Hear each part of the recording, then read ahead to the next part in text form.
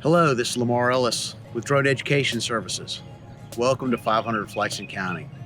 Today, that second floor framing is going to be complete.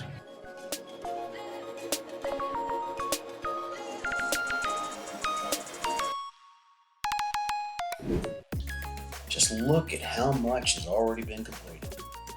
When those framers began working, they really got a lot done. I've been able to work on some new shots and then perfect my older ones. I was using the bird's eye shots to show the overall progress of construction, and then I would combine it with the low flyovers to show some real close-ups.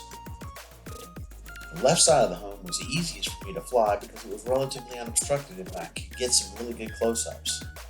Not only was I testing shots, but I was also learning about the camera settings and how many pictures and videos I could put on an SD card.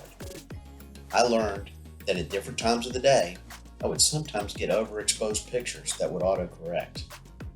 And getting those close-ups of the work completed was really interesting.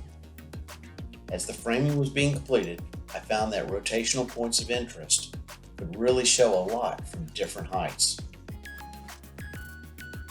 Because all the flying I was doing on the property when the workers were not present, I was able to keep the drone safely away from them when they were on the site. Not only that, but then when they were working on the interior, I was able to do flyovers and some bird's eye views. I was making sure that I didn't put any workers in harm's way. And the more I flew, the greater my skills were becoming.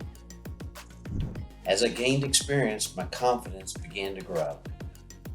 I learned that not taking chances at the beginning led to developing good, consistent skills that I could use throughout the rest of the project. It helped me with situational analysis and understanding of the airspace. I was really lucky from the first day of framing that it had not rained since. The weather conditions were great for flying. The only issue I was running into was the heat. It was one hot summer. I hope you enjoy what you're seeing today. Be sure to subscribe and share.